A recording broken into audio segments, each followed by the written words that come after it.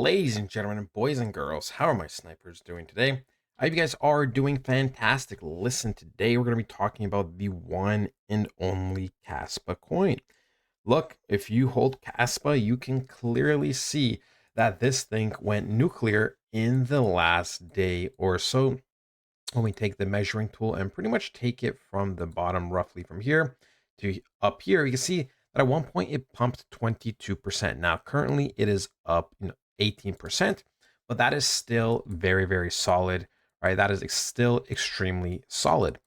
We kind of did expect more momentum to the upside when it came to Kaspa, because, ladies and gentlemen, we saw that with Kaspa, things were really, really looking well from the fundamental side.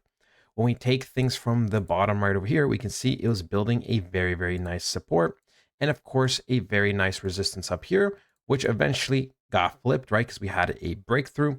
We pull back down, we retest once, we retest twice, and then we continue to push up. And then we can see, right? We turn this resistance into support, and we just kind of continue, right? We just kind of continue to go up and up and up. And we can see when we met this resistance over here at roughly pretty much 10 cents, we just pumped, right? We just pumped. And the reason why I believe there was a decent pump is because we're looking to be breaking through into a very, very important support and resistance, right?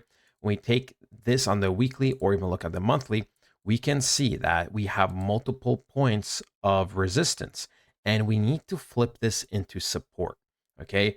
It is very, very important to flip it into support because once we reclaim the biggest territory, then it's going to look very, very bullish for us, right? Things are going to accelerate because we're no longer in what I call hell, okay?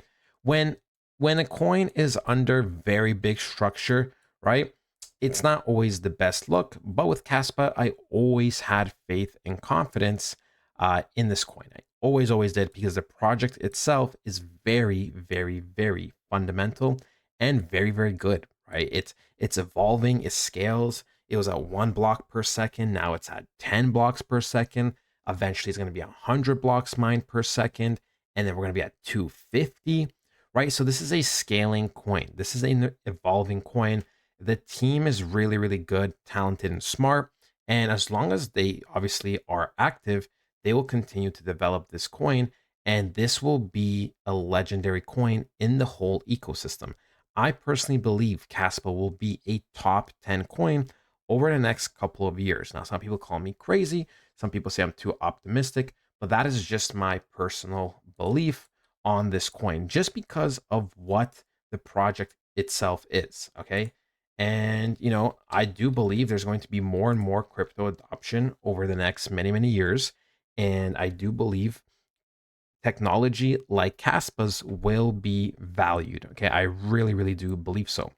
When we go and look at Kaspa, we can see we are currently ranked 39, pretty much a little bit over 11 cents, 3 billion market cap, 225 million volume. So it is looking good, right? It is looking fantastic.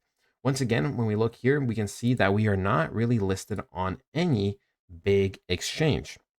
Of course, there's just a couple big ones, but when it comes to Coinbase and Binance, we still aren't listed on those. Okay, so we do have a lot of upside potential. And we can see we go here, we are still missing things like crypto.com. From the top of my head, we're still missing a couple. And, I do believe eventually there's going to be some type of deal or compromise, probably from the exchange's side, where they will want to have Kaspa on there, just because the volume alone will allow, those coins, not those coins, those exchanges to pretty much make good money. But look, we can see 225 million volume, right? 225 million volume. We're not even on Coinbase or Binance or anything like that. So it's looking good, people, right? There's a lot of money in this, and there's going to be a lot more money over the next couple of months and, of course, years.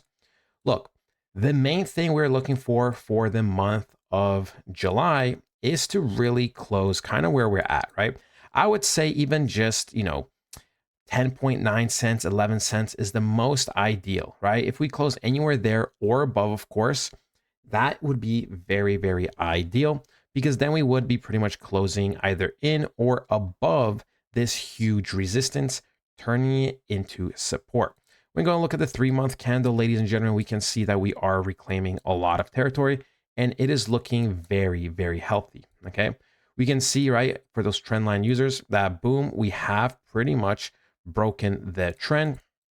Right. If we go even like this, you could debate how you want it. It's a little bit weird on TradingView sometimes the way it moves, but you could debate something like this more or less. And then when we go to the monthly and then the weekly, we can see that we are kind of starting to break past this trend and we are above it, right? Which is why I believe we bursted, because every time there's some type of resistance or support and the market wants to go through it, it usually does a burst so that it can go past it and then kind of retest off of it, right?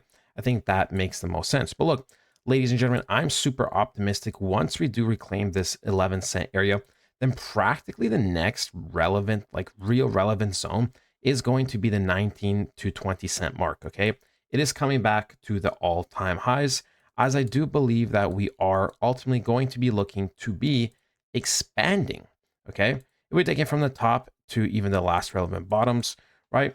Just some zones we could temporarily expand to would be either, 31 cents, 40 cents, or even 55 cents.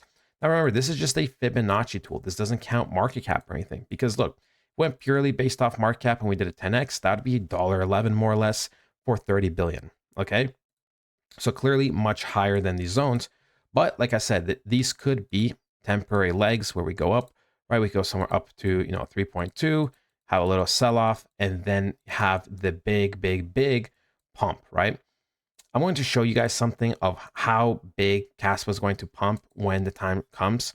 This is Dia, right? This is Dia. And we can see in the last 3 days, Dia has done amazing, amazing work. Okay, if we take it from more or less the bottom to the top, more or less 160%, right? Maybe 161, 162, but more or less 160% in 3 days. Listen, this is how altcoin season is going to be. This is how peak Kaspa is going to be. You're going to be seeing consistent candles like this throughout the month. Yes, in that month, there still may be a couple sideways and a couple down, but overall, throughout majority of the month, I would say at least 2/3, you're going to be seeing consistent pumps like this for Kaspa going to the upside very, very aggressively. Okay. So, things like $1.80, $1.20, $1.50, they seem crazy now, but for me, I've witnessed it before with other coins. It's going to be a crazy, crazy experience. But look, that is ultimately it, ladies and gentlemen. I hope you guys did enjoy. I hope you guys are optimistic about Kaspa the way I am. And if you're kind of 50-50, look, you do your own research, right? Do your own research on why this coin is, one of the hottest prospects. I know there's also a lot of people that are kind of like 50-50 because of the previous price action in 2024. But listen, if you follow the technology and you just follow the fundamentals, I do believe this is going to be a top coin in crypto over the next couple of years. Like I said, it's pretty much going to be scaling harder and harder and better. So I'm not worried. I'm chilling. Let me know what you guys think. And I love you guys so much. And I'll talk to you guys next time. Goodbye.